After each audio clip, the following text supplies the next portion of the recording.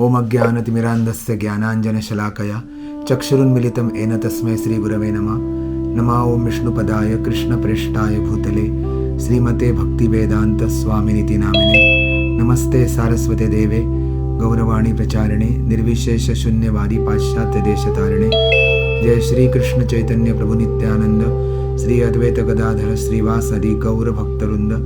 Hare Krishna Krishna Krishna Hare Hare, Hare Ram Ram Ram. We were talking about eternity of the soul and different acharyas perspective on Bhagavad Gita, because whenever acharyas give perspective on Bhagavad Gita, that is their devotional ecstasies. Acharyas are not like talking some ordinary word. Whenever they talk, it is like Veda Vakya. They are very much aligned with the desires of God, then goal to achieve the supreme personality of Godhead. They are always aligned with the desires of God, and they are in love with God. They are carrying Krishna in their heart. Krishna is carrying them in the heart. The acharyas like Yamunacharya, Madhvacharya, Baladev Vidyabhushan, Sridhar Goswami, Prabhupada, Bhakti-Siddhanta Thakur, all these acharyas, they give some commentary on Gita. That doesn't mean that their commentary are necessarily contradictory. For us, while understanding, we may do that. But why we read the commentary of such acharyas? So we get perspective and we deeper dive into the aspect of Gita. We were on 2.26 shloka. So we read half of the purport. So yesterday we saw that how Krishna is convincing Arjuna, because you are lamenting, Krishna is coming down to our level and telling, oh, consider if soul also die. There is no problem actually. Soul also die. He say soul is eternal. Now he say, suppose soul is dying. Suppose he is saying. That doesn't mean that soul dies. So that Arjuna can understand this topic. And later Krishna give higher understanding. So we should understand whenever Krishna talk, why he talk like that. That is very important. Even if Arjuna did not believe in the existence of the soul, as in the Vaibhashika philosophy, there would still have been no cause for lamentation. No one laments the loss of a certain bulk of chemicals and stops discharging his prescribed duty. On the other hand, in modern science and scientific warfare, so many tons of chemicals are wasted for achieving victory over the enemy. According to Vaibhashika philosophy, the so-called soul or Atma vanishes along with the deterioration of the body. So, in any case, whether Arjuna accepted the Vedic conclusion that there is an atomic soul, or he did not believe in the existence of the soul, he had no reason to lament. According to this theory, since there are so many living entities generating out of matter every moment, and so many of them are being vanquished every moment, there is no need to grieve for such incidents. If there were no rebirth for the soul, Arjuna had no reason to be afraid of being affected by sinful reactions due to his killing his grandfather and teacher. But at the same time, Krishna sarcastically addressed Arjuna as Mahabhahu, mighty armed, because he at least did not accept the theory of Vaibhashika, which leave aside the Vedic wisdom.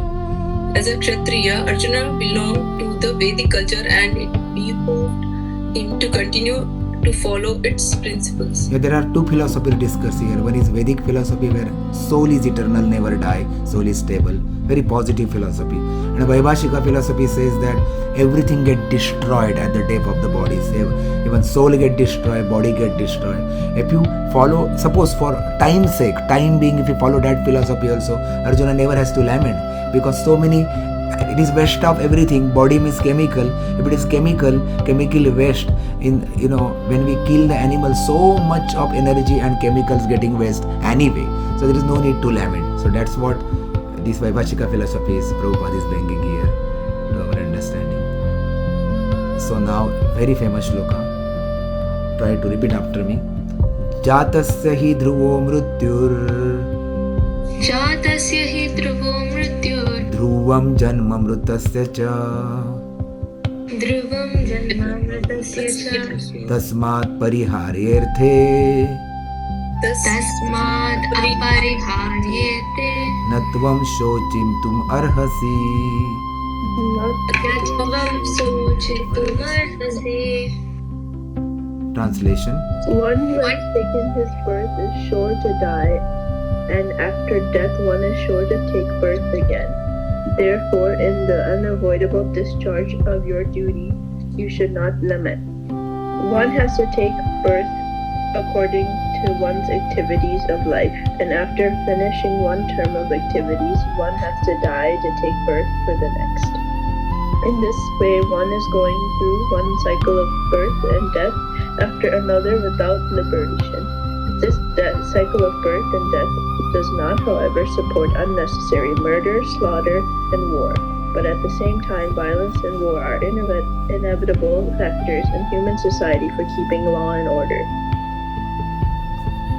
The Battle of Kurukṣetra, being the will of the Supreme, was an inevitable event, and fight for the right cause is the duty of the Kṣatriya. Yeah, exactly. Why should he be afraid or aggrieved at the death of his relative, since he was discharging his proper duty? He did not deserve to break the law, thereby becoming subjugated to the reactions of sinful acts, of which he was so afraid. By avoiding the death of his proper duty, he would not be able to stop the death of his relatives, and he would be degraded due to his selection of wrong path of action. This is beautiful point given by acharyas here. They are saying that as the body take birth, it is going to die, and as body die, somewhere or other this body will exist. And so many shlokas Krishna already spoke about in this connection. Before also Krishna spoke so many shlokas in this connection. So there is a commentary given by Sridhar Swami on this aspect. He says that so death is not a tragedy of the soul. Why death is not tragedy? It's a natural transformation of the body. After the death we go to the new body. And wisdom or vivek, it lies in recognizing what is unavoidable and therefore not worthy of sorrow. So Arjuna's grief stems from bodily identification. He was thinking, I am this body, and which must be corrected through knowledge. So Krishna is giving knowledge to him. So Baladev Vidyabhushan, he is also talking about this wonderful philosophy. He said, birth and death are part of Prakriti or material nature. Birth and death, born because we born in this material nature. So this is a part of this material nature and not the soul's essence, because we are from spiritual world. We trapped in this material nature temporary. So lamentation shows forgetfulness of one's eternal relationship with the Lord. And true wisdom leads steady devotion or bhakti, not emotional collapse. When there is a true wisdom is there, by power of devotion we can understand this wisdom. So Baladev Vidyabhushan is emphasizing realization of this truth should strengthen faith and surrender and not merely produce any sorrow actually. So it strengthens our faith in the God. And when the fruit of person's previous action experience in his present body, it is called prarabdha karma, is exhausted, his death is certain. What happened? This body currently you are seeing here, my body, Nishkinchan Nitai Das body is here, Kishor's body you are seeing, right? So this body is due to my prarabdha karma, because due to my karma this is a fruit, and when this karma will exhausted completely, the papa karma, punya karma exhausted, and death will certain. So after the death we will inevitably take birth again, so that he can experience the result of action performed in his previous body. Now whatever we do, we may experience in next body. So it is not possible to anyone to escape the inevitability of birth and death. So Hiranyakashipu was contradicting this philosophy. He was taking, I do not want to die from any astra shastra, outside, inside. I don't want to die by any means, So he was giving so many pros and cons to Brahmaji and telling that give me such a benediction, I will never die. Brahma said, I myself is not not away from this concept. I am also taking birth, I will also die. So that's what Brahmaji told him. So one American man, he told scientists that, can you preserve my body after my death, so that if you can find some formula where you can reinstate my body, my body is alive after that, so you can do that. So they said, never. We can, what to speak of that, we cannot stop your aging of the body. We can know how aging happens, but we cannot stop that aging. What to speak of death? So we can understand that the eternity of the soul given in the Bhagavad Gita is the reality of the life.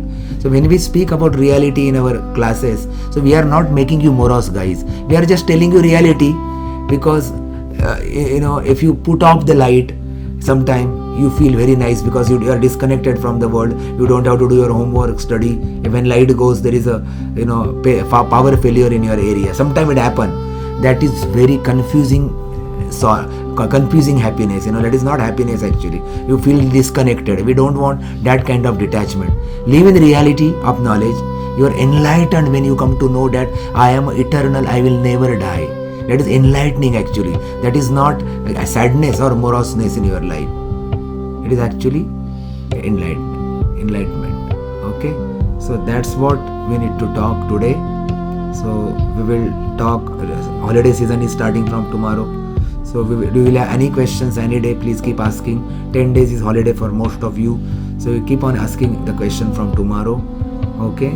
And we are concluding within our 5 shlokas the entire description of the soul, and then Krishna will talk how to detach and do your work. It will helpful for your career growth also, how you become Krishna consciousness at your career or at your job place. So that is what Krishna is going to teach us. Now he is telling us what is your identity.